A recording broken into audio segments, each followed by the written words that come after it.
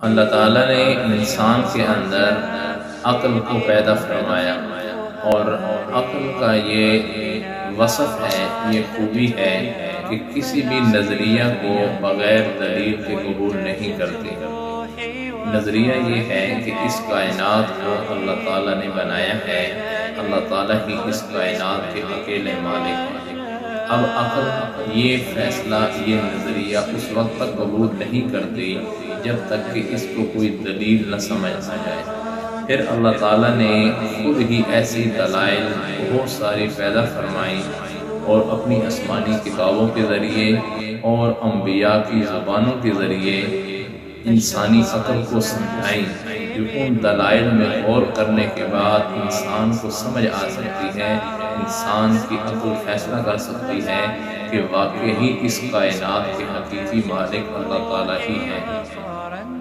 ان دلائل میں سے ایک سمپل سی دلیل ہے، اللہ تعالیٰ ارشاد فرماتے ہیں وَسَخَّرَ الشَّمْسَ وَالْقَمَرَ دَائِبَيْنِ، کہ ہم نے ہمیشہ کے لیے مسخر کر دیا ہے سورج اور چاند کو، یعنی ان کے ہم نے راستے طے کر دیے ہیں۔ کبھی ایسا نہیں ہو سکے گا کہ چاند سورج کا راستہ لے لے یا سورج چاند کے راستے پر آ جائے۔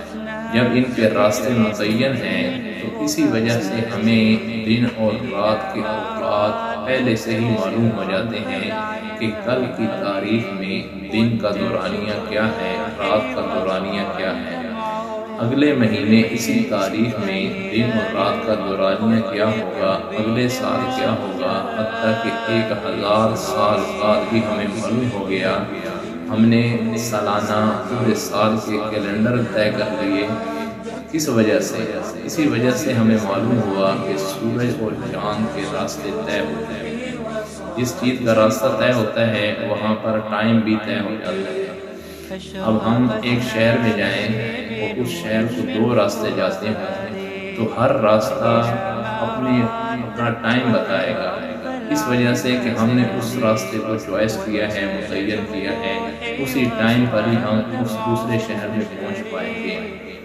اسی طرح یہ اللہ تعالیٰ انسان کو سمجھا رہے ہیں کہ ہم نے سورج اور چاند کے راستے متعین کر دیے، تم اپنی عقل سے سوچ کر دیکھ کر فیصلہ کر سکتے ہو کہ واقعی یہ قرآن صحیح دلیل دے رہا ہے کہ اس کائنات میں پیدا کی ہوئی چیزیں وہ اللہ کے حکم سے ہی چل رہی ہیں۔ جب اللہ کے حکم سے چل رہی ہیں تو انسان کو بڑی جلدی سے سمجھ آ جائے گا کہ واقعی اس کائنات کا مالک اللہ تعالیٰ ہی ہے۔